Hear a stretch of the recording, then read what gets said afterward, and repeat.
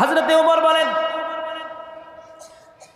আমি তাকিয়ে দেখলাম হযরত জিবরাইল আলাইহিস সালাতু ওয়াস সালাম তিনি সাদা কাপড় পরিহিত অবস্থায় পয়গম্বরের কাছে এসে বসে গেলেন। তিনি বলেন, আমি একটু তার চেহারার দিকে তাকাইলাম। চেহারার দিকে তাকায় দেখি তার মাথার চুলগুলো কালো, একেবারে কুচকুচে কালো, আর পরনের ভিতরে সাদা পোশাক, মাথার ভিতরে যে পাগড়ি এটাও সাদা, পায়ের ভিতরে যে জামা এটাও সাদা, এমনকি তার পরনের ভিতরে যে জুতাগুলো ছিল এই জুতাগুলো পর্যন্ত সাদা। হযরত ওমর বলেন, এমন ব্যক্তি আমি আর কোনোদিন দেখি নাই। আমার কাছে মনে হলো এই লোকটা দুনিয়াতে বসবাস করে না, মনে হয় অন্য কোনো জগতে বসবাস করে। হযরত ওমর ফারুক ডাক দিয়ে বলেন, আমি লোকটার দিকে গভীর মনোযোগ দিয়ে তাকালাম। গভীর মনোযোগ দিয়ে তাকানোর পরেও আমি দেখলাম তার গায়ের ভিতরে সফরের কোনো আসর নাই, সফরের কোনো নিদর্শন নাই। তিনি যে কোনো জায়গা থেকে সফর করে পয়গম্বরের কাছে এসেছেন, ভ্রমণ করে এসেছেন, এই নিদর্শনও নাই, এটাও বোঝা যায় না। সফরের কোনো আলামত তার শরীরের ভিতরে পরিলক্ষিত হচ্ছে না।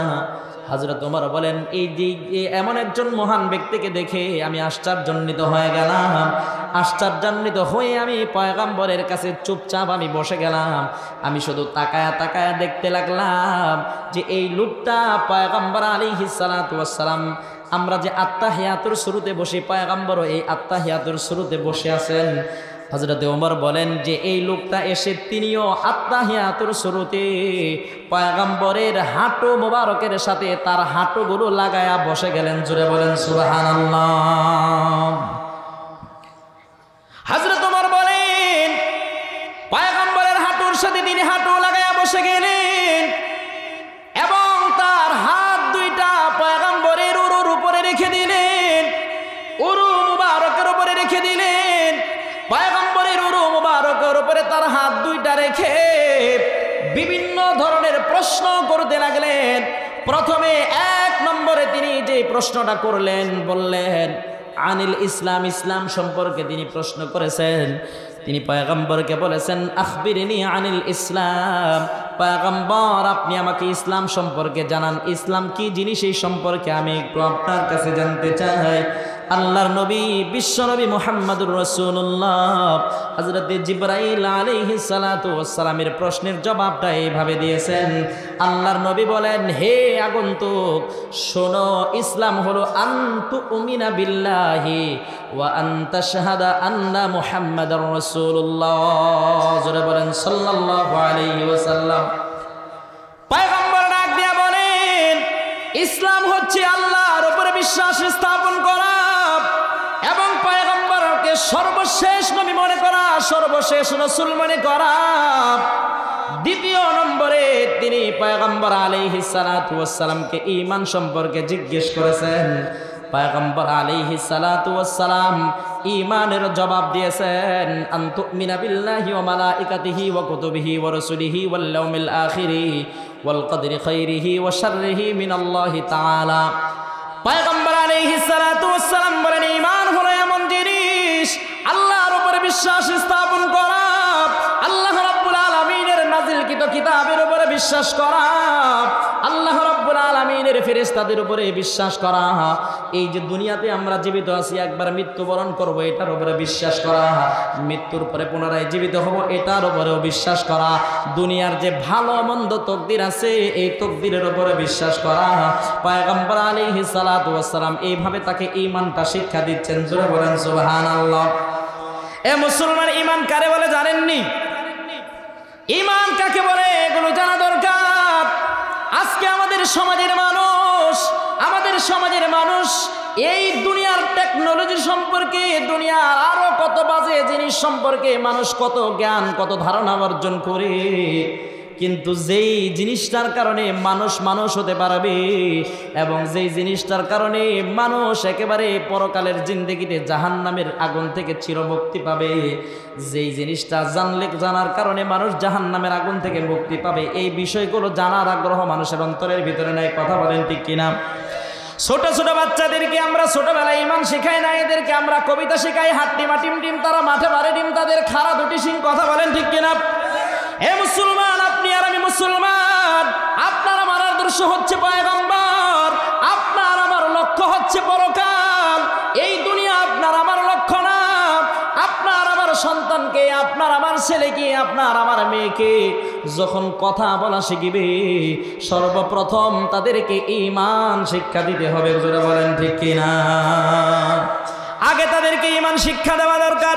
ছোটবেলায় আপনি আপনার বাচ্চাটাকে কালিমা শিখিয়ে দিবেন, বলবেন বাবা তুমি পড়ো কালিমায়ে তাইয়্যিবা লা ইলাহা ইল্লাল্লাহু মুহাম্মাদুর রাসূলুল্লাহ। ছোটবেলায় আপনি আপনার বাচ্চাটাকে ঈমান শিখাবেন, ছোটবেলায় আপনি আপনার বাচ্চাটাকে ইসলাম শিখাবেন। যদি ছোট থেকে আপনি আপনার বাচ্চাটাকে ঈমান শিক্ষা দিতে পারেন, মুসলমান কসম করে বলতে পারি আপনার এই ছেলেটা, আপনার এই মেয়েটা যখন বড় হবে, সে পৃথিবীর যত নামি দামি ভার্সিটি, যত বিশ্ববিদ্যালয়ে লেখাপড়া করুক না কেন, এই ছোট থেকে তার ভিতরে ঈমান ঢোকায় দেওয়ার কারণে তার ভিতরে ঈমানের একটা প্রভাব পড়বে। এই ঈমানের প্রভাবে সে দুনিয়াবি দিক থেকে যতই শিক্ষা লাভ করুক না কেন, কোনোদিন সে নাস্তিক হতে পারবে না। কথা বলেন ঠিক কিনা? কোনোদিন সে নাস্তিক হবে না, নাস্তিকের ধারে কাছেও যাবে না। বরং নাস্তিক মার্কা কোনো শিক্ষা লেখাপড়া যদি তার সামনে আসে, সেগুলো পড়বে তো বহু পরের কথা, সেগুলোকে ছুঁড়ে মারবে, সেগুলোকে লাথি মেরে দূরে সরাই দেবে। এটা যদি আপনি আপনার ছেলের ভিতরে, আপনার সন্তানের ভিতরে এই প্রভাব যদি সৃষ্টি করতে চান, ছোট থেকেই আপনার সন্তানটাকে অবশ্যই ঈমান শিক্ষা দিতে হবে, অবশ্যই ঈমান শিক্ষা দিতে হবে। এই যে হাদিসে জিবরাইল আমি আপনাদেরকে শোনাচ্ছি, জিবরাইল আলাইহিস সালাতু ওয়াস সালাম তিনি কি জানেন না ইসলাম কাকে বলে? তিনি কি জানেন না ঈমান কাকে বলে? তারপরে সাহাবায়ে কেরামের সামনে এসে পয়গম্বরের সাথে হাঁটু গেড়ে বসে পয়গম্বরের নুরু মুবারকের উপরে হাত রেখে কেন পয়গম্বরকে বললেন, পয়গম্বর আপনি আমাকে ইসলাম সম্পর্কে জানান, আপনি আমাকে ঈমান সম্পর্কে জানান। এর মানে হচ্ছে জিবরাইল আলাইহিস সালাতু ওয়াস সালাম এসে আমাদেরকে শিক্ষা দিয়েছেন যে ঈমান এইভাবে শিখতে হয়, ইসলাম এইভাবে শিখতে হয়, এইভাবে শিখতে হয় ঈমান, এইভাবে শিখতে হয় ইসলাম। কিন্তু আজকে কি আমাদের সমাজের ভিতরে এই শিক্ষা ব্যবস্থা, এই তালিম এগুলো আছে? জোরে বলেন আছে? আমরা তো ছোট থেকে আমার ছেলেদেরকে, আমার মেয়েদেরকে হাট্টিমা টিম শিখায়, ওই দেখা যায় তাল গাছ, ওই আমাদের গা, ওইখানেতে বাস করে কানা বগির সা, সবগুলো মিথ্যা কথা শিখায়। যার কারণে এই সন্তানগুলো যখন বড় হয়, এরা সর্বপ্রথম যেই মা তারে ছোট থেকে মিথ্যা বানোয়াটি ঘটনা কবিতা পড়াইছে, পরবর্তীতে বড় হলে ওই ছেলেটা তার মেয়ের, তার মার সাথে, তার বাবার সাথে মিথ্যা আর বানোয়াট নিয়ে চলার চেষ্টা করে। আছে না নাই? জোরে বলেন আছে না নাই? এজন্যই মুসলমান আগে সন্তানাদিদেরকে ঈমান শিখান। ঈমান যদি শিখাইতে পারেন, আপনার সন্তান ঈমানদার হবে। ঈমানদার হলে আপনার সন্তানের কারণে আপনার পরিবারটা একটা শান্তির পরিবার হয়ে যাবে। আর যদি আপনি ঈমান না শিখান, আপনার সন্তানের ভিতরে যদি ঈমানের ছোঁয়া না থাকে, আপনার সন্তান ঈমান কাকে বলে যদি না বোঝে, এই সন্তান বড় হলে সে নাস্তিক হয়ে যাবে, অথবা নাস্তিক মার্কা একটা মুসলমান হবে। কথা বলেন ঠিক কিনা? হযরত জিবরাইল আলাইহিস সালাতু ওয়াস সালাম ইসলাম সম্পর্কে পয়গম্বরের কাছে জানতে চাইলেন। পয়গম্বর আলাইহিস সালাতু ওয়াস সালাম ইসলাম সম্পর্কে জানালেন, ঈমান সম্পর্কে জানতে চাইলেন, ঈমান সম্পর্কেও জানায় দিলেন। সবগুলো বিষয় সম্পর্কে জানানোর পর হযরত জিবরাইল আলাইহিস সালাতু ওয়াস সালাম বলতেছেন, পয়গম্বর আখবিরনি আনিস সাআ ইয়া রাসূলুল্লাহ, পয়গম্বর আপনি আমাকে একটু কিয়ামত সম্পর্কে জানান। আল্লাহর হাবিব সাল্লাল্লাহু আলাইহি ওয়াসাল্লামের কাছে হযরত জিবরাইল যখন কিয়ামত সম্পর্কে জানতে চাইলেন, আল্লাহর হাবিব ডাক দিয়ে বলেন, মাল মাসউলু আনহা বিআলামা বিসাইল। আল্লাহর হাবিব বলেন, কিয়ামত সম্পর্কে জিজ্ঞাসিত ব্যক্তি জিজ্ঞাসকারীর চাইতে বেশি অবগত না। আল্লাহর হাবিব বললেন যে কিয়ামত সম্পর্কে জিজ্ঞাসিত ব্যক্তি জিজ্ঞাসকারীর চাইতে বেশি অবগত না। কথাটা কি সুন্দর একটা কথা, দেখছেন কত সুন্দর। মাল মাসউলু আনহা বিআলামা বিসাইল, জিজ্ঞাসিত ব্যক্তি জিজ্ঞাসকারীর চাইতে কিয়ামত সম্পর্কে বেশি অবগত না। মানে রাসূল সাল্লাল্লাহু আলাইহি ওয়াসাল্লাম তো জিজ্ঞাসিত ব্যক্তি, আর জিজ্ঞেস করছেন কে? জিবরাইল। কে জিজ্ঞেস করছেন বলেন? তো জিবরাইল হলো জিজ্ঞেসকারী আর রাসূল হলো জিজ্ঞাসিত ব্যক্তি। রাসূল বলতেছেন যে আপনি আমাকে জিজ্ঞেস করছেন, আপনি জিজ্ঞাসকারী, আপনার চাইতে তো আমি কিয়ামত সম্পর্কে বেশি অবগত না। সুবহানাল্লাহ বলেন। কারণ কিয়ামত সম্পর্কে রাসূলের চাইতে জিবরাইল অবগত, বেশি অবগত কিনা? জোরে বলেন অবগত কিনা? হযরত জিবরাইল বলেন, পয়গম্বর আখবিরনি আন ইবাদিহা, পয়গম্বর যদি আপনি আমাকে কিয়ামত সম্পর্কে না জানাইতে চান, কিয়ামত কবে হবে, কোন সময় হবে, কোন দিন হবে, কোন মুহূর্তে কিয়ামত হবে, এটা যদি আপনি আমাকে না জানাইতে চান তাহলে আপনি আমাকে কিয়ামতের কিছু আলামত সম্পর্কে অবগত করেন। বলেন সুবহানাল্লাহ। কিয়ামতের কিছু আলামত সম্পর্কে আমাকে একটু অবগত করেন। কিয়ামতের কিছু আলামত আপনি আমাকে জানান, কিয়ামতের কিছু নিদর্শনের ধারণা আপনি আমাকে দেন। আল্লাহর হাবিব সাল্লাল্লাহু আলাইহি ওয়াসাল্লাম হযরতে জিবরাইল আলাইহিস সালাতু ওয়াসসালামকে প্রথম কিয়ামতের আলামত সম্পর্কে যে কথাটা বলেছিলেন, আল্লাহর নবী বলেন আনতালিদাল আমাতু রাব্বাতাহা। আল্লাহর নবী বলেন যে কিয়ামতের একটা আলামত হচ্ছে কিয়ামতের আগ মুহূর্তে দাসী তার মনিবকে প্রসব করবে। কে কাকে প্রসব করবে? জোরে বলেন, একটু কথা বলেন আমার সাথে। ভালো লাগতেছে না মনে হয় আপনাদের? যে হুজুর আপনার বাস্তব প্রতিদিনই শুনি আর কি। আচ্ছা, ভালো না লাগলেও একটু শুনেন ধৈর্য সহকারে। বললেন যে জিবরাইল যখন বললেন যে কিয়ামতের কিছু আলামত লক্ষণ আমাকে বর্ণনা করে শোনান, তখন হযরতে আল্লাহর হাবিব সাল্লাল্লাহু আলাইহি ওয়াসাল্লাম বললেন যে কিয়ামতের একটা লক্ষণ হচ্ছে আনতালিদাল আমাতু রাব্বাতাহা, যে কিয়ামতের আগ মুহূর্তে দাসী তার মনিবকে প্রসব করবে। কথাটা বুঝছেন তো? দাসী তার মনিবকে প্রসব করবে। দাসী আবার মনিবকে কেমনে প্রসব করে? মনিব যিনি মালিক, উনি তো দাসী এটাকে ক্রয় করছে, বিদায় তো সে তার দাসী হয়েছে। কি বলেন? তো দাসী আবার মনিবকে কেমনে প্রসব করবে? এটার 10টা ব্যাখ্যা আছে। কয়টা ব্যাখ্যা? জোরে বলেন, কয়টা ব্যাখ্যা? সবগুলো ব্যাখ্যা বলতে গেলে অনেক সময়ের দরকার। 1-2টা ব্যাখ্যা যেগুলো খুব দরকার, এই দরকারি ব্যাখ্যাটা বলি। এটার একটা ব্যাখ্যা হচ্ছে এটা যে কিয়ামতের আগ মুহূর্তে একজন মহিলা এমন হবে যিনি ওই মনিবের, ওই মালিকের বাবার দাসী হবে। পরে তার বাবা তার সাথে সহবাস করবে, ওই সহবাসের মাধ্যমে সে তার মায়ের পেটে আসবে, সে হওয়ার পরে তার বাবা মারা যাবে। মারা যাওয়ার পরে সে এমন পরিস্থিতি হবে, সে একসময় বড় হবে, বড় হয়ে সে একসময় বাচ্চা হবে। বাচ্চা হওয়ার পরে একদিন সে বাদী ক্রয় করার জন্য বাজারে যাবে, গিয়ে তার মাকেই বাদী হিসেবে ক্রয় করে আনবে। এই একটা ব্যাখ্যা। আরেকটা ব্যাখ্যা এরকম, আল্লাহ নবী সাল্লাল্লাহু আলাইহি ওয়াসাল্লাম বলেন যে কিয়ামতের আগ মুহূর্তে মানুষের এমন অবস্থা হবে যে ছেলেরা, সন্তানেরা এরা মা বাবার সাথে মালিক যেমন, গোলামের মালিক যেমন, দাস দাসীর মালিক যেমন দাস দাসীর সাথে ব্যবহার করে, সন্তান আদি মা বাবার সাথে এমন খারাপ ব্যবহার করবে, অভদ্র ব্যবহার করবে। নাউজুবিল্লাহ বলেন। এর মানে দাসীর সাথে কি ভালো ব্যবহার করা হয়? কথা বলেন, ভালো ব্যবহার করা হয়? দাসীর সাথে ভালো ব্যবহার করা হয় না। দাসীর সাথে, যিনি দাসী আর যিনি মালিক, মালিক দাসীর সাথে সহবাস করতে পারবে, এটা অনুমতি আছে, শরীয়ত অনুমোদিত। এটা দাসীর সাথে সহবাস করতে পারবে, এটা অনুমতি আছে।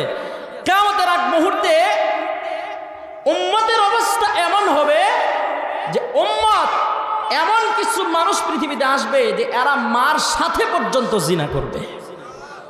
এগুলো কিয়ামতের আলামত। বর্তমান পৃথিবীতে এই ঘটনাগুলো ঘটতেছে কিনা? জোরে বলেন, ঘটতেছে কিনা? আল্লাহর হাবিব বলেন আনতালিদাল আমাতু রাব্বাতাহা, কিয়ামতের আগ মুহূর্তে সন্তান মার সাথে জিনা করবে। কেউ ডাইরেক্ট জিনায় লিপ্ত হবে, কেউ ইনডাইরেক্ট জিনায় লিপ্ত হবে।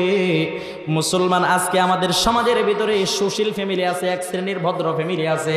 দেখবেন ছেলে বালেগ হয়ে যায়, ছেলে বালেগ হয়ে যাওয়ার পরেও যদি ছেলে বাহির থেকে আসে, আসার পরে মাকে জড়ায় ধরে, মাকে পাঞ্জা দিয়ে ধরে মার গালের ভিতরে চুমু দেয়। আছে না নাই? জোরে বলেন, আছে না নাই? আপনি কত বড় বুজুর্গ, আপনি তো পয়গম্বরের চাইতে বড় বুজুর্গ হয়ে যান নাই, সাহাবায়ে কেরামের চাইতে তো বড় বুজুর্গ হয়ে যান নাই। যদি আপনি বলেন হুজুর আমি যুবক মানুষ, আমার একজন মহিলা দেখলে, আরেকজন যুবতী মহিলা দেখলে আমার শরীরের ভিতরে শাহওয়াত চলে আসে না, আমি বলবো তাহলে আপনি একজন সুঠাম দেহের অধিকারী, আপনি একজন সুস্থ পুরুষ হতে পারেন না। আপনার ভিতরে সমস্যা আছে, আপনি একজন হিজলা পুরুষ, যার কারণে আপনার অবস্থা পরিবর্তন হয় না। কথা বলেন ঠিক কিনা? জোরে বলেন ঠিক কিনা? মুসলমান একটু খেয়াল করে শুনবেন, সময় বড় কম, সবগুলো ব্যাখ্যা করে বোঝানো যাবে না, বলা যাবে না। সংক্ষিপ্ত আকারে একটু আপনাদেরকে জানায় দেয়, আপনাদের ছেলে মেয়ে যখন বড় হবে, আপনাদের ঘরের ভিতরে যে ছেলে মেয়ে আছে, ছেলে বড় হলে কোনোদিন ছেলেকে তার মার সাথে আপনি বসতে দিবেন না, মার কোনো শারীরিক খেদমত করতে দিবেন না। পারবেন তো ইনশাআল্লাহ? জোরে বলেন ইনশাআল্লাহ। এছাড়াও আরো বিভিন্ন দিক আছে, সবগুলো দিক এখানে আলোচনা করা করার সময় নাই। এই বিষয়গুলোর প্রতি একটু খেয়াল রাখবেন। আল্লাহর হাবিব সাল্লাল্লাহু আলাইহি ওয়াসাল্লাম কিয়ামতের এই লক্ষণটা বলেছেন। আল্লাহর হাবিব সাল্লাল্লাহু আলাইহি ওয়াসাল্লাম কিয়ামতের আরেকটা লক্ষণ বলেছেন। আল্লাহর নবী বলেন কিয়ামতের আগে মুহূর্তে আনতারাল হুফাতাল উরাতাল আলাতা ইয়াতাতাওয়ালুনা ফিল বুনিয়ান। আল্লাহর নবী বলেন কিয়ামতের আরেকটা আলামত হচ্ছে কিয়ামতের আগ মুহূর্তে নগ্ন পথ বিশিষ্ট যাদের পায়ের ভিতরে জুতাও থাকবে না, গায়ের ভিতরে ভালো কোনো জামাও থাকবে না, যারা মেষের রাখাল হবে, ছাগলের রাখাল হবে, গরুর রাখাল হবে, মহিষের রাখালি করবে, এমন সমাজের একেবারে নিম্ন শ্রেণীর নিকৃষ্ট মানুষগুলো দামি দামি উঁচু উঁচু বিল্ডিং বানাবে। আল্লাহর নবী বলেন যখন কিয়ামতের আগ মুহূর্তে মূর্খ সমাজের সবচেয়ে নিম্ন শ্রেণীর মানুষ উঁচু উঁচু বিল্ডিং বানানো শুরু করবে, তখন তোমরা মনে করবা যে এগুলো হচ্ছে কিয়ামতের আলামত। পৃথিবীর ডিসিপ্লিন শৃঙ্খলা আর ঠিক থাকবে না, এখন কিয়ামত হয়ে যাবে। বলেন তো দেখি বর্তমান জামানায় আছে না নাই? জোরে বলেন আছে না নাই? বর্তমান জামানায় উঁচা উঁচা দালান বিল্ডিং যা আছে এগুলো সব দেখবেন এমন মানুষের বিল্ডিং এর মালিক, সে লেখাপড়ার যোগ্যতা বলতে কিচ্ছু নাই, একেবারে মূর্খ। সমাজের সবচেয়ে নেতৃত্ব যারা দেয় খুশ নিয়ে দেখেন এদের ভিতরে শিক্ষাগত যোগ্যতা বলতে কিচ্ছু নাই। শিক্ষা বলতে আপনি কি বুঝেন? দুনিয়াবী শিক্ষায় শিক্ষিত হয়ে সমাজের নেতৃত্ব দেওয়ার ইসলাম অনুমোদন দেয় না। ইসলাম অনুমোদন দেয় যারা কোরআন হাদিসের শিক্ষায় শিক্ষিত হবে, এরা যদি সমাজের নেতৃত্ব দেয় তাহলে সঠিকভাবে সমাজের নেতৃত্ব দিতে পারে। কথা বলেন ঠিক কিনা? সমাজের ভিতরে আজকে যারা নেতৃত্ব দেয় এরা দেখবেন নিজ দিয়ে 5,000 10,000 ঘুষ খেয়ে পুরা বিচারকে উল্টায় দেয়। আছে না? জোরে বলেন আছে না নাই? 5,000 নিজ দিয়ে খাইছে, উল্টায় দিছে, বিচার উল্টায় দিছে। একদিক দিয়ে 10,000 মেরে দিছে তো বিচার উল্টায় গেছে। সত্যটারে মিথ্যা বানায় বেড়ে, মিথ্যাটাকে সত্য বানায়। মুসলমান একটু খেয়াল করে শুনবেন। আপনারা তো অনেকেই জানেন কিয়ামতের আগ মুহূর্তে দাজ্জালের আত্মপ্রকাশ পাবে, দাজ্জাল আসবে পৃথিবীতে। জানেন তো এটা? জোরে বলেন জানেন তো এটা? দাজ্জাল শব্দের অর্থ কি জানেন? দাজ্জাল শব্দের অর্থটাই হচ্ছে সত্য এবং মিথ্যাটাকে মিশ্রিত করা। সত্য এবং মিথ্যার মিশ্রণে যা হয় সেটাকে দাজ্জাল বলা হয়। আল্লাহর নবী বলেন কিয়ামতের আগ মুহূর্তে যে সমস্ত বিচারকরা সত্য মিথ্যাকে মিশ্রিত করে বিচার করবে, আল্লাহর নবী বলেন এরা হলো টাটকা দাজ্জালের দূষর। মিথ্যার সত্যকে মিশ্রণ করে যারা বিচার করবে এরা দাজ্জালের দূষর, দাজ্জালের চালা চামান্ডা এরা। দাজ্জাল ও লুকায় আছে, কিন্তু সে লুকায় লুকায় এদের মাধ্যমে তার কার্যক্রমগুলো পরিচালনা করছে, এটাই নিশ্চিত, কোনো সন্দেহ নাই। দাজ্জালি মিশনগুলো আমরা অনেকেই মনে করি শুধু ইহুদিবাদী রাষ্ট্র ইসরায়েলের ভিতরেই মনে হয় দাজ্জালি মিশনগুলো চলছে। আসলে না, সারা পৃথিবীতে যতগুলো রাষ্ট্র আছে, যতগুলো মুসলিম রাষ্ট্র আছে, সবগুলো মুসলিম রাষ্ট্রের ভিতরে দাজ্জালি মিশনগুলো পরিচালিত হচ্ছে। দাজ্জালি মিশনগুলো প্রত্যেকটা মুসলমানের রাষ্ট্রের ভিতরে চলছে রে মুসলমান। ইহুদিবাদীরা যেমন দাজ্জালি মিশনগুলো নিয়ে সারা পৃথিবীতে এগিয়ে যাওয়ার চেষ্টা করছে, আজকে বর্তমান পৃথিবীতেও মুসলমানরাও তন্ত্র মন্ত্র নিয়ে এই দাজ্জালি মিশনগুলোকে সাথে নিয়ে তারপরে দুনিয়ার দিক থেকে অগ্রসর হওয়ার চেষ্টা করছে। কথা বলেন ঠিক কিনা? হযরত ঈসা আলাইহিস সালাতু ওয়াস সালামের নাম আপনারা শুনছেন কি শুনেন নাই? জোরে বলেন শুনছেন কি শুনেন নাই? হযরত ঈসা আলাইহিস সালাতু ওয়াস সালাম,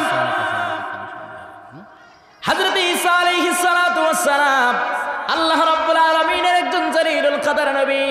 তাকে ইহুদিরা হত্যা করেছে, ইহুদিরা তাকে মেরেছে।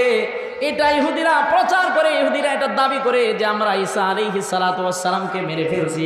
আসলে ঈসা আলাইহিস সালাতু ওয়াস সালামকে তারা মারতে পারছে নাকি? জোরে বলেন মারতে পারছে নাকি? আল্লাহর কোরআন সাক্ষী, ওমা কাতালু ওমা সালাবুহু ওয়ালাকিন শুববিহা লাহুম ওয়া ইন্নাল্লাযীনা ইখতালাফু ফীহি লাফী শাক্কিন মিনহু। আল্লাহর কোরআন বলে ইহুদির বাচ্চারা ঈসা আলাইহিস সালাতু ওয়াস সালামকে মারতেও পারে নাই, ছুরিতেও চড়াইতে পারে নাই, বরঞ্চ তারা ওয়ালাকিন শুববিহা লাহুম এই ব্যাপারে তারা সন্দেহের মধ্যে আছে, সন্দেহের মধ্যে ঘুরপাক খাচ্ছে, তারা মারতে পারে নাই। আল্লাহ রাব্বুল আলামিন ঈসা আলাইহিস সালাতু ওয়াস সালামকে আকাশে উঠায় নিয়েছেন। মুসলমান বিস্তারিত ঘটনা বলতে গেলে অনেক সময়ের প্রয়োজন, ইনশাআল্লাহ আরেকদিন শোনাবো। হযরত ঈসা আলাইহিস সালাতু ওয়াস সালামের জীবনের ছোট্ট একটা ঘটনা আমি শোনাই। আল্লাহর নবী বিশ্বনবী মুহাম্মদুর রাসূলুল্লাহ হাদিসে পাকের ভিতরে ইরশাদ করেছেন, আস-সাদকাতু তারুদ্দুল বালা, যারা দান করবে দানের বরকতে আল্লাহ তাআলা তাদেরকে বিপদ আপদ বালা মুসিবত থেকে বাঁচায় রাখবেন। দানের কারণে আল্লাহ তাআলা মানুষকে বিপদে ফেলাবেন না, বিপদ থেকে বাঁচায় রাখবেন। দানের কারণে আল্লাহ রাব্বুল আলামিন মানুষকে অ্যাক্সিডেন্ট থেকে আল্লাহ তাআলা বাঁচায় রাখবেন। হযরত ঈসা আলাইহিস সালাতু ওয়াস সালামের জামানার একটা ঘটনা আমি আপনাদেরকে শোনাই, যে ব্যক্তির দানের কারণে সকল প্রকার মুসিবত থেকে বেঁচে গিয়েছিল। হযরত ঈসা আলাইহিস সালাতু ওয়াস সালামের জামানায় একজন ধূপা ছিলেন। ধূপা মানে হলো কাপড় যিনি খসতেন, কাপড় যিনি ধৌত করেন। এই ধূপা সে মানুষের উপরে অত্যাচার করত, বিচার করত। মানুষ যে তাকে কাপড় ধোয়ার জন্য দিত, সে এই কাপড়গুলো ভালোভাবে ধুইত না। যে সময় দেওয়ার, যে তারিখে দেওয়ার দরকার ছিল ওই তারিখে দিত না। কাপড়গুলো ভালোভাবে খোঁচে ধুয়েও দিত না। এরপরে যেগুলো ধুইতো সেগুলো ছিঁড়ে ফেলতো। মানুষের উপরে এইভাবে বিভিন্ন দিক থেকে মানুষের উপরে জুলুম করত। এলাকাবাসী তার এই জুলুমের কারণে সবাই অতিষ্ঠ হয়ে গেছে। সবাই মিলে একদিন হযরত ঈসা আলাইহিস সালাতু ওয়াস সালামের কাছে চলে গেলেন। ঈসা আলাইহিস সালাতু ওয়াস সালামকে ডাক দিয়ে বলেন, আল্লাহর নবী ঈসা, আমাদের এলাকার ভিতরে একজন ধূপা আছে, সে আমাদের সাথে গাদ্দারি করে, বেঈমানি করে, সে আমাদের কাপড়গুলো ভালোভাবে চিপেও দেয় না, খচেও দেয় না। আল্লাহর নবী ঈসা, আমি আপনার কাছে আমরা একটা আবেদন রাখবো, এই ধূপাকে আপনি আমাদের এলাকা থেকে বের করে দেন। আমরা তাকে বের করতে পারি না, কারণ সে অনেক শক্তিশালী, তার শক্তির সাথে আমাদের শক্তি কোলায় না। বলেন তো দেখি, আমাদের সমাজের ভিতরে এমন কিছু জালেম ব্যক্তি আছে না নাই? জোরে বলেন, আছে না নাই? সমাজের প্রত্যেকটা মানুষের উপরে জুলুম করে, কিন্তু তার এই জুলুম মানুষ প্রতিহত করতে পারে না। তার এই জুলুম থেকে বাঁচার জন্য তাকে এলাকা থেকে বের করে দিবে, এটাও মানুষ পারে না। হযরত ঈসা আলাইহিস সালাতু ওয়াস সালামের জামানায় ধূপার বেলাও সেটাই হয়েছিল।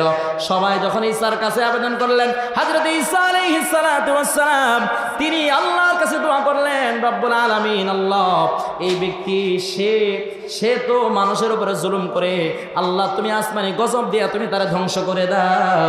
মুসলমান ঈসা আলাইহিস সালাতু ওয়াস সালামের দোয়া আল্লাহ রাব্বুল আলামিন সাথে সাথে কবুল করে নিলেন। হযরত ঈসা আলাইহিস সালাতু ওয়াস সালামের দোয়া কবুল করে আল্লাহ রাব্বুল আলামিন বিষাক্ত একটা সাপ ওই ধূপার বাড়িতে পাঠিয়ে দিলেন। এই বিষাক্ত সাপ এসে ওই ধূপা যেই কাপড়ের ভিতরে তিনি, এই কাপড়ের গাঁটটির ভিতরে কাপড়গুলো রেখেছিলেন, এই বিষাক্ত সাপটা এসে ওই কাপড়ের গাঁটটির ভিতরে ঢুকে যায়। মুসলমান ওই ধূপা তার কাপড়গুলো নিয়ে এসে নদীতে ধোয়ার জন্য রওনা দেয়। যেই পথে রওনা দেয় ওই পথে একটা পাহাড়, ওই পাহাড়ের চূড়ার উপরে যখন উঠলো, সে দুপুরে নাস্তা করার জন্য, বাড়ি থেকে লাঞ্চ করার জন্য 3টা রুটি নিয়ে বের হয়েছিল।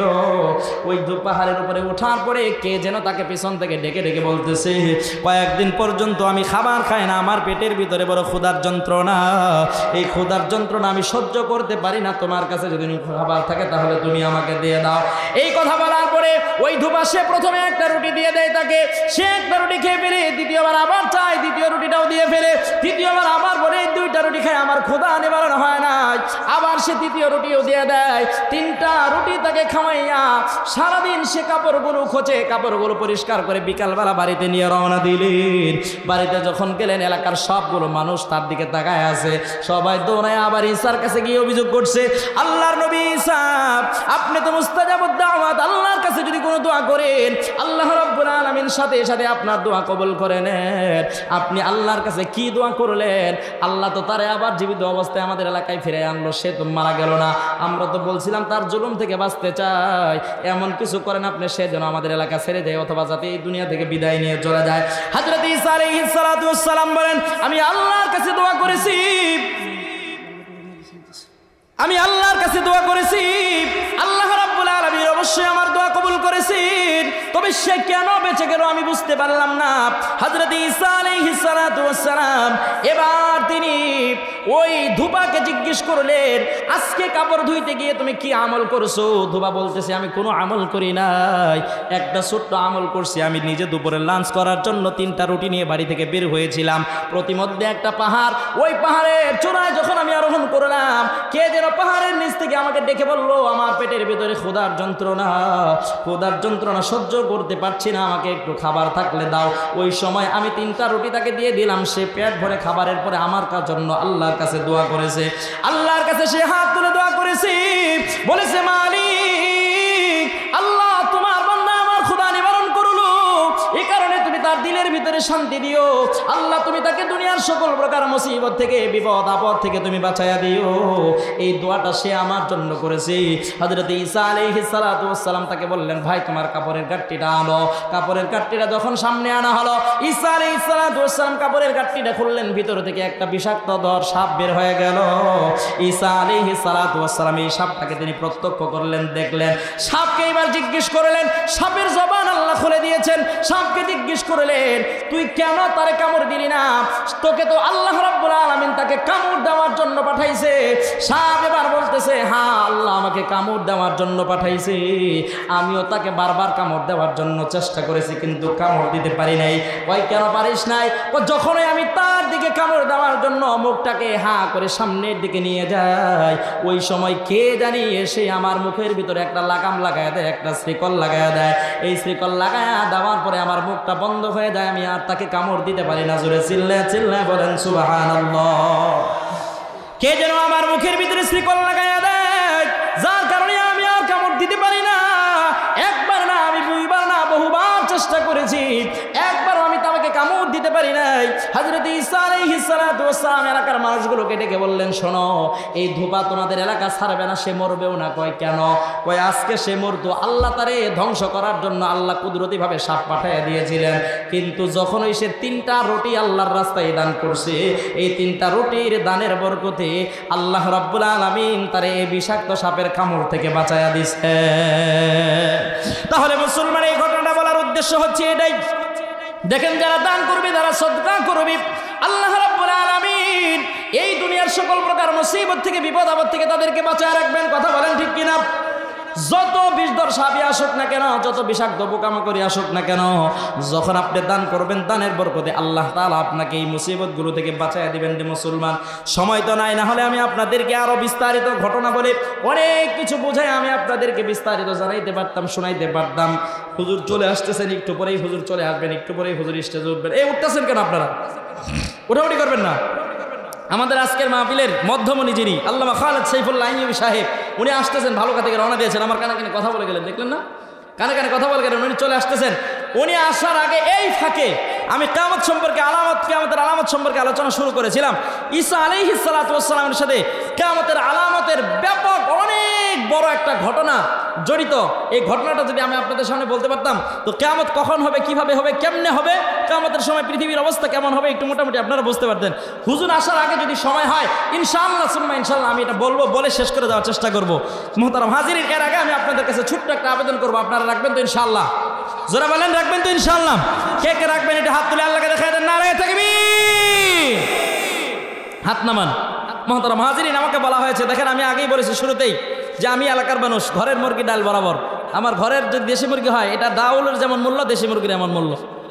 এরপরেও আমি যেহেতু এখানে বসে গেছি, আমাকে বলা হয়েছে যে হুজুর একটু মেহেরবানি করে, এটা তো মসজিদ, কি বলেন? মসজিদ না? মসজিদের উদ্যোগে আজকের এই মাহফিলের আয়োজন করা হয়েছে। ওনারা আমাকে বলেছেন যে হুজুর মসজিদের জন্য একটু সংক্ষিপ্ত আকারে, কেউ উঠাউঠি করবেন না, টাকা দিলে দেবেন, না দিলে চুপ করে বসে থাকবেন। প্রধান মেহমানরা আসতেছেন, ওনাদের কাছ থেকে গুরুত্বপূর্ণ আলোচনা শুনে তারপরে যাবেন ইনশাআল্লাহ। একটু মেহেরবানি করে, আমাকে বলা হয়েছে যে হুজুর একটু মেহেরবানি করে যদি একটু কালেকশনের জন্য হাত বাড়াতেন। কোনো বাকি কালেকশন হবে না ইনশাআল্লাহ। হ্যাঁ, বাকি ওটাই হবে যদি আপনি 2-1 দিনের ভিতরে দিয়ে দিতে পারেন, অথবা সামনে বেতন আছে, একটা বেতনের ওঠার সময় দিয়ে দিতে পারেন, এটা বাকি কালেকশন হবে। এছাড়া বাকি আর কোনো কালেকশন হবে না। নগদ যা হবে, নগদ একটু কালেকশন। আমি আপনাদেরকে দানের একটা ফজিলত শুনাইলাম, যে যারা দান করবে আল্লাহ তাআলা তাদেরকে দুনিয়ার সকল প্রকার বিপদ আপদ বালা মুসিবত থেকে বাঁচিয়ে রাখবেন। আরও অনেক দানের ফজিলত সম্পর্কে হাদিস আছে। এক হাদিসের মধ্যে আসছে, হযরত আয়েশা সিদ্দিকা রাদিয়াল্লাহু তাআলা আনহা বলেন যে একজন মহিলা একদিন আমার কাছে আসছেন, আসার পরে তিনি হাতটা তার কাপড়ের নিচে ঢুকায় রাখছেন। আমি জিজ্ঞেস করলাম, তুমি তোমার কাপড়ের নিচ থেকে হাতটা বের করো। উনি হাতটা বের করলেন না, হাত বের করেন নাই। তো হযরত তিনি বলতেছেন যে আয়েশা, আমি আপনার কাছে এই যে হাত যে আমি বের করতেছি না, হাত কাপড়ের নিচে লুকায় রাখছি, লুকায় রাখার কারণ কি, ঘটনাটা কি? এই ঘটনাটা শোনানোর জন্যই আমি আসছি। হযরত আয়েশা সিদ্দিকা রাদিয়াল্লাহু তাআলা আনহা বললেন যে ঘটনাটা আপনি আমাকে শোনান দেখি, কি ঘটনা। তিনি বলতেছেন যে আমার মা এবং বাবা দুজনই ইন্তেকাল করেছেন। আমার বাবা জীবিত থাকা অবস্থায় আমি দেখছি তিনি প্রচুর পরিমাণে দান করতেন, কিন্তু আমি আমার মাকে জীবিত থাকা অবস্থায় দেখেছি আমার মা তেমন একটা দান করতেন না। আমার মাকে আমার জীবদ্দশায় আমি মাত্র 2বার দান করতে দেখছি। একবার তিনি কিছু চর্বি দান করছিলেন, আর একবার ছিঁড়া একটা কাপড় দান করছিলেন। এটাই আমি দান করতে দেখছি। হঠাৎ একদিন আমি স্বপ্ন যুগে দেখি আমার মা এবং আমার বাবা আমার সাথে দেখা হয়ে গেল, হাসরের মাঠ কায়েম হয়ে গেছে। হাসরের ময়দানে আমার বাবা দেখি হাউজে কাউসারের পাশে দাঁড়ায় দাঁড়ায় তিনি হাউজে কাউসারের পানি পান করতেছেন। সুবহানাল্লাহ বলেন। তো আমি আমার বাবাকে জিজ্ঞেস করলাম, বাবা আপনি এই যে হাউজে কাউসারের পাশে দাঁড়ায় হাউজে কাউসারের পানি পান করতেছেন, এটা কিসের ফলে, কিসের বিনিময়ে? আমার বাবা আমাকে জবাব দিলেন যে দুনিয়ার জিন্দেগিতে আমি মানুষকে বেশি পানি পান করাইছি, মেহমানদেরকে বেশি পান পান করেছি, আমি দুনিয়ার জীবনে বেশি দান করেছি, এই দানের বরকতে আল্লাহ তাআলা আজকে আমার জন্য হাউজে কাউসারকে ফ্রি করে দিয়েছেন। সুবহানাল্লাহ বলেন। তো উনি দেখলেন ওনার মা হাসরের ময়দানে দাঁড়িয়ে আছেন উলঙ্গ, পরনে কোনো কাপড় নেই, শুধু লজ্জাস্থানটা ছেঁড়া একটা কাপড় দিয়ে ঢাকা, আর তার হাতের ভিতরে একটা চর্বি, এটা তিনি চেটে চেটে খাচ্ছেন। জিজ্ঞেস করলেন, মা তোমার এই অবস্থা কেন? বললো যে আমি দুনিয়ার জিন্দেগিতে দান করতাম না, দান না করার কারণে আজকে হাসরের ময়দানে আমার এই অবস্থা। তারপরে তিনি বারবার আমার কাছে পানি চাইতেছিলেন, আমার মা আমার কাছে পানি চাইতেছিলেন। আমি তো সন্তান, আমার মায়া লাগতেছে, কষ্ট লাগতেছে যে আমার মা পিপাসার যন্ত্রণা সহ্য করতে না পেরে আমার কাছে পানি যাচ্ছেন, একটু পানির ব্যবস্থা দেখি আমি করে দিতে পারি কিনা। তো আমি হাসরের ময়দানে এক গ্লাস পানির ব্যবস্থা করলাম, এক গ্লাস পানি নিয়ে আমি আমার মাকে দিব। ওই সময় কে যেন আমাকে দূর থেকে এসে ডাকতেছে, আমি একটা আওয়াজ আমার কানের ভিতরে শুনতে পাচ্ছি, আমাকে ডাকতেছে, আমাকে ডেকে ডেকে বলতেছে যে এই মহিলাকে পানি পান করতে দিও না, যদি পানি পান করতে দাও তাহলে তোমার হাত অবশ হয়ে যাবে। এটা আমি শুনতেছি, তারপরেও তিনি তো আমার মা, তিনি যেহেতু আমার মা, এ কারণে আমি আর সহ্য করতে পারলাম না। সহ্য করতে না পেরে এই পানিটা আমি আমার মাকে দিলাম। আমার মা এই এক গ্লাস পানি পান করলেন, কিন্তু যখনই আমি আমার মার হাতে গ্লাসটা উঠিয়ে দিলাম, সাথে সাথে আমার এই হাতটা অবশ হয়ে গেল। নাউজুবিল্লাহ বলেন। কয়ের পরে আমি একটু পরে আমার ঘুম ভেঙে গেল, ঘুম থেকে জাগ্রত হলাম, জাগ্রত হওয়ার পরে সকালবেলা দেখি আমি আমার এই হাতটা আর লড়াইতে পারি না, আসলেই আমার এই হাতটা অবশ হয়ে গেল। যে আয়শা, আমি আপনার কাছে এই ঘটনাটা বলতে আসলাম যে আসলে ঘটনাটা কি। এই যে স্বপ্নটা দেখলাম, এটার কারণে আমার হাতটাও অবশ হয়ে গেল, স্বপ্নটাও দেখলাম, এই স্বপ্ন বাস্তবতা কতটুকু। হযরত আয়েশা সিদ্দিকা রাদিয়াল্লাহু তাআলা আনহা বলেন যে তোমার স্বপ্ন পুরোটাই সত্য স্বপ্ন। যারা দুনিয়ার জিন্দেগিতে দান করবে, আল্লাহ জাল্লা শানুহু কিয়ামতের ময়দানে তাদেরকে হাউজে কাউসারের পানি পান করাবে। আর যারা দুনিয়ার জিন্দেগিতে দান করবে না, হাসরের ময়দানে তারা অসহায় হয়ে ঘুরবে, কেউ তাদেরকে সাহায্য করতে পারবে না, কেউ তাদেরকে সাহায্য করবে না। এই জন্য মুহতারাম হাজিরিন, দেখেন দুনিয়ার যত ঝামেলা আছে সব ঝামেলাই তো আমরা পূরণ করি কি করি না? জোরে বলেন, করে কি করি না? আজকে যদি আপনার আমার সন্তান যদি 100 টাকা 200 টাকা চায় আপনার কাছে, বা 500 টাকার একটা বায়না ধরে পূরণ করে কি করি না? স্ত্রী যদি একটু দুনিয়াতে জিন্দেগিতে কিছু চায় আপনার কাছে, আমার কাছে একটা কাপড় চাই, একটা আইব্রো লিপস্টিক চায়, আমরা ব্যবস্থা করে দেই কি দেয় না? জোরে বলেন, দেয় কি দেয় না? দুনিয়ার সমস্ত মানুষের প্রয়োজন যদি আপনি আর আমি পুরা করতে পারি, প্রয়োজন যদি পুরা করা সম্ভব হয়, আল্লাহর ঘর, এটা আল্লাহর ঘর মসজিদ, এই মসজিদেরও কিছু প্রয়োজন আছে, এই মসজিদের প্রয়োজন পূরণ করা দরকার আছে না নাই? জোরে বলেন, আছে না নাই? আমরা তো আল্লাহর বান্দা, আমরা আল্লাহর ঘর, এটা আল্লাহর। সুতরাং এই আল্লাহর ঘরের যত প্রয়োজন আছে সমস্ত প্রয়োজনগুলো আগে পূরণ আপনাকে আমাকে আগে করতে হবে। কথা বলেন ঠিক কিনা? আগে পূরণ করতে হবে। এই জন্য মুহতারাম হাজিরিন, অভাব যেখানে আছে সেখানে তো আছেই। অভাব দান করলেও থাকবে, না করলেও থাকবে। অভাব যদি কারো লেগে যায়, অভাব দেওয়ার মালিক কে? যারা বলেন কে? আল্লাহ। আবার এই অভাব থেকে মানুষকে সচ্ছলতার দিকে ফিরিয়ে আনার মালিক কে? আল্লাহ। সুতরাং একটু যাদের অভাব আছে, এটা বলবেন না যে এখন অভাব, হুজুর দান দক্ষিণা করতে পারবো না। আরে ভাই, আপনি যা ইনকাম করেন এ থেকে আল্লাহর ঘর, নবীর ঘর, অসহায় গরিব দরিদ্র মিসকিন ফকির যারা আছে সবারই একটা হক আছে, সবার ইনকামের ভিতরে সবার হক আছে। আজকের একটা তাজা ঘটনা আপনাদেরকে শোনাই। এটা রিয়া হয়ে যাবে, রিয়া যাতে না হয় আমি আল্লাহর কাছে মাপ চাই, কিন্তু আপনাদেরকে উদ্বুদ্ধ করার জন্য, ভালোর জন্য আমি কথা বলছি। আমি আজকে রাস্তায় আসতেছি, একজন অসহায়, অনেককেই আমি প্রত্যেক দিন রাস্তায় যখন আমি বের হই, এখন তো প্রতিদিন সফর থেকে প্রতিদিন মাহফিলে যায়, যখন আমি বের হই 5 টাকা 10 টাকা এগুলো ফকির মিসকিন যারা আমার কাছে আসে কাউকে আমি ফেরত দেই না, কাউকে না। যা পারি, এটা লৌকিকতার জন্য বলছি না, আপনাদেরকে উদ্বুদ্ধ করার জন্য বলছি। প্রত্যেক ফকির মিসকিনকে যা পারি আমার সামর্থ্য অনুযায়ী আমি দান করার চেষ্টা করি, দেওয়ার চেষ্টা করি। আজকে আসছি রাস্তায়, একজন আমার পরিচিত মানুষ, আমার এলাকার পরিচিত মানুষ আমাকে বলতেছে যে বাবা, আমি একটা অসহায়ত্বের ভিতরে আছি, আমার অনেকগুলো টাকা পয়সার প্রয়োজন, চিকিৎসার টাকা পয়সা লাগবে। তার কথাটা শুনে আমার একেবারে হৃদয়ের ভিতরে অনেক কষ্ট লাগলো। তার স্বামী নাই, স্বামী মারা গেছে, 2টা ছেলে ঢাকা থাকে, খোঁজখবর নেয় না। ওটা খুব মায়া লাগলো আমার। এরপরে আমি আমার পকেটে হাতে দেখলাম, আমার পকেটে 4000 টাকা। সেখান থেকে আমি 3000 টাকা তাকে দিয়ে ফেলছি। 3000 টাকা আমি তাকে দিয়ে দিছি চিকিৎসার জন্য। বলছি যে এই 3000 টাকা আমি আপনাকে দিয়ে গেলাম, আপনি এটাতে চিকিৎসা করবেন। তো আল্লাহ তাআলা 3000 টাকা দিয়ে দিছি, এই কারণে কি আমি ফকির হয়ে যাব? বলেন, ফকির হয়ে যাব? আল্লাহ জাল্লা শানুহু এটা আমার অন্য দিক থেকে আল্লাহ তাআলা আমার ব্যবস্থা করে দিবেন, অন্য দিক থেকে আল্লাহ তাআলা আমার ব্যবস্থা করে। যখন আমি এটা দিয়েছি তখন আমার দিলে একেবারে কেউ তো ছিল না সেখানে, আমি ছিলাম আর সেই ছিল একাই। একেবারে আল্লাহকে রাজি আর খুশি করার জন্যই দিয়েছি। তখন আমার দিলের ভিতরে শুধু আল্লাহর কথাই স্মরণ ছিল। এখন যে আপনাদের সাথে বললাম, এটা বলে আমি আমার লৌকিকতা প্রকাশ করলাম না। এখন আল্লাহর কসম, ওয়ারাব্বিল কাবা, আল্লাহর জাতের কসম, আল্লাহর ইজ্জতের কসম, কসম যদি মিথ্যা করে মানুষ ঈমান থাকবে না, বেঈমান হয়ে যাবে। আমি আমার লৌকিকতা প্রকাশ করার জন্য বলছি না, আপনাদেরকে দানের প্রতি একটু উদ্বুদ্ধ করার জন্য বলছি। দেখেন, আমারও কিন্তু অভাব। আপনারা এলাকায় যারা আছেন, আমার সাথে যারা চাকরি করেন, সবারই অভাব। আপনাদের অভাব আমার অভাব, কি বলেন? সবারই তো অভাব, কিন্তু অভাবের মধ্য দিয়েও যদি আমরা আল্লাহর রাস্তায় একটু সাহায্য সহযোগিতা করি, আল্লাহ তাআলা অভাব আপনার আমার দূর করে দিবেন। পারবো তো ইনশাআল্লাহ? জোরে বলেন ইনশাআল্লাহ। যত বেশি অভাব পড়বে তত বেশি দান করবেন, দানের কারণে বরকত হয়। কোরআনে কারীমের ভিতরে আসছে, যারা আল্লাহর রাস্তায় এক দিবে আল্লাহ তাআলা একের বিনিময়ে তাদেরকে 10-এর মালিক বানিয়ে দেবে। কত মালিক বানিয়ে দিবে? জোরে বলেন, 10-এর মালিক বানিয়ে দিবে।